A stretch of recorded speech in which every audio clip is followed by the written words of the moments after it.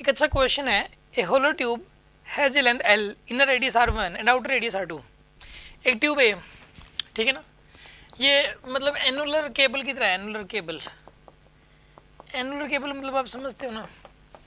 जिसका एक inner radius होता है और एक आउटर रेडियस होता है, बीच में से खाली है, ठीक है। कुछ इस तरीके से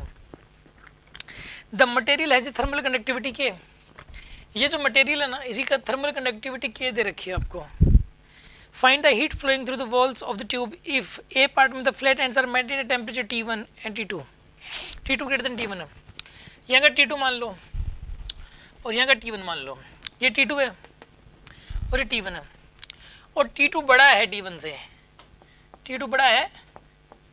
T1 से, ये वाला टेम्परेचर ज़्यादा ये वाला कम है, तो हीट वहाँ से ही आ जाएगी, ठीक है ना।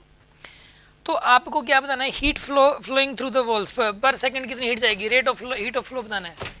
Rate of flow of heat बताना है। आप एक काम करो, अगर हीट को यहाँ से लेके यहाँ तक जाना है तो फॉर्मूला लगाओगे आप, यानी कि dQ/dt की वैल्यू बतानी है, वो आएगी KA इंटू में T1 माइनस T2, यानी कि T2 माइनस T1 होगा इसमें, तो डिवाइडेड बाई L। फॉर्मूला ये लगता है, K की वैल्यू क्या आएगी, क्रॉस सेक्शनल एरिया देखो आप कितना हो जाएगा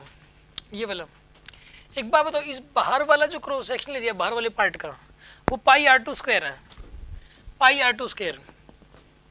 और अंदर वाले का क्रॉस सेक्शनल एरिया कितना, अंदर वाले का πr1 स्क्वायर, πr1 स्क्वायर। इन दोनों का डिफरेंस ले लिया आपने, क्योंकि हीट तो वास्तव में इसी पार्ट में से ही फ्लो करेगी ना, हीट तो वास्तव में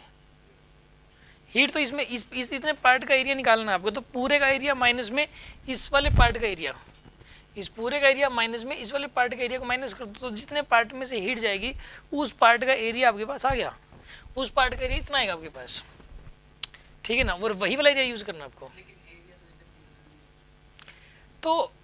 ऐसे तो एक बात बताओ, जो रोड होती है, रोड, ये जो रोड होती है जैसे ऐसे, इस रोड में यही वाला तो एक ही तो एरिया लेते हैं ना, ये वाला भी और ये वाला भी, ये एरिया ए है, ये भी ए है, तो 2A थोड़ी ना लेंगे हम, सिर्फ ए लेते हैं ना। जा तो इधर से, ये इधर से तो बाहर ही निकल रही है, कॉमन एरिया चल रहा है सेम ए का, अपॉन में L इंटू में T2 minus T1 divide by L, ये आंसर आएगा पहले वाले पार्ट का। तो अब करते हैं इसका सेकंड पार्ट, ठीक है ना, सेकंड पार्ट करते हैं इसका।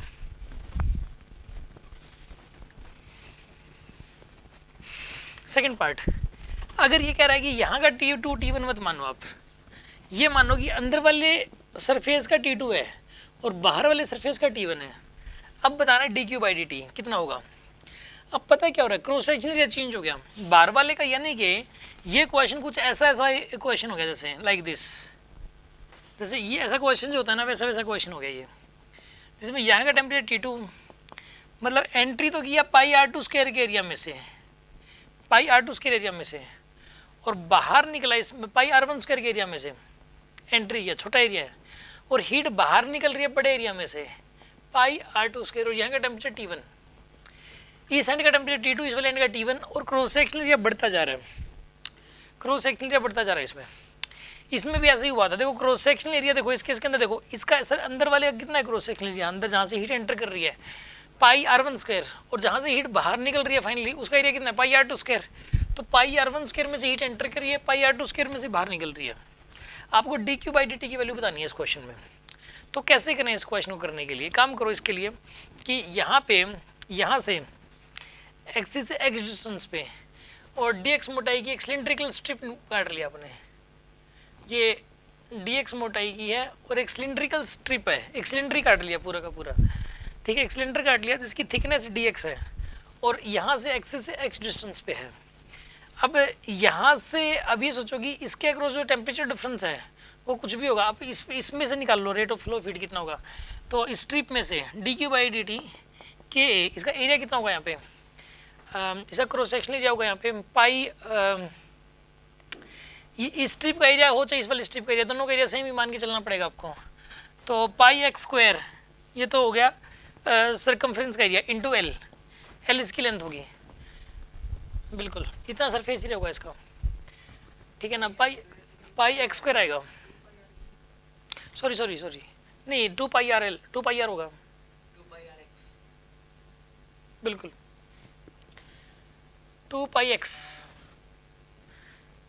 2πx इंटू L हो जाएगा, बिल्कुल सही बात है, 2πx इंटू L हो जाएगा, इसका हो जाएगा 2 ये 2πx हो जाएगा, ये इसने एक स्ट्रिप काट ली और ये स्ट्रिप सिलेंड्रिकल है पूरी, 3D में सोचना पड़ेगा। तो इसका जो सरकमफ्रेंस होगी वो 2πx, और लेकिन सिलेंड्रिकल है तो ये 2πx इंटू एल हो जाएगा। यहाँ पे 2πx ये होगा इसका एरिया, जितने एरिया में से हीट जाएगी, इंटू में टेम्परेचर डिफरेंस होगा, मान लो डी थीटा है या डी कैपिटल टी लिख जाइए, चेंज इन टेम्परेचर के ए T1 माइनस T2 बाई में एल। एल क्या चीज़ है, एल इसकी थिकनेस है, जितने में से हीट जाएगी, dx में से जाएगी हीट, तो यहाँ पे आएगा dx, ठीक है ना। तो अब आप एक काम करो, D Q by d T, इसमें से जो कांस्टेंट है वो बाहर ले लो, के 2πl, और डी टी तो मतलब चलो इसमें इसमें ओवरऑल जब लिमिट पुट करेंगे, देखो डी टी की लिमिट पुट हो जाएंगी यहाँ पे, डी टी की लिमिट यहाँ से यहाँ तक, कोई बात नहीं। मैं पहले तो इसके अक्रॉस देख रहे थे हम, सिर्फ इसके अक्रॉस देख रहे थे हम, और एक हो जाएगा यहाँ पे ये dx बाई एक्स। देखो एक काम करो, ये dt है, पूरे के अक्रॉस देखेंगे, चलो dt को कांस्टेंट मान लो, बाद में पूरे के अक्रॉस देखेंगे, x बाई डी एक्स,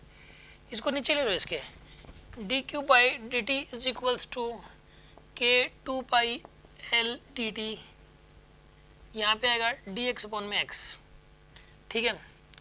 और इसको कर दो, इंटीग्रेट कर दो अब इसको दोनों तरफ, मतलब इसको इंटीग्रेट करो, और टाइम को भी इंटीग्रेट कर दो। यहाँ पे ये dt था ना, ये T2 से T1 तक, और इसमें आएगा R1 से R2 तक, तो यहाँ पे आएगा k इंटू में 2πl इंटू में T2 माइनस T1 या T1 माइनस T2 आएगा, T2 माइनस T1 करो, ठीक है। तो इसके अंदर अब यहाँ पे आएगा ln x, कहाँ से कहाँ तक बताइए, तो यहाँ पर आएगा ये k इंटू में 2πl into T2 minus T1 by में ln of R2 by R1, ln of R2 by R1 आ जाएगा आपके पास, ठीक है। इसमें ना छोटे से बड़े तक जाएगा इसमें, ठीक है ना। इसमें जो टेम्परेचर में चेंज है ना, टेम्परेचर डिफरेंस, बड़े में छोटे में यहाँ पे ना T1 लिख दो, यहाँ T2 लिख दो, छोटा ऊपर बड़ा वाला, ठीक है ना, ये आंसर आ जाएगा आपके पास। तो ये आंसर इसका आएगा, ठीक है।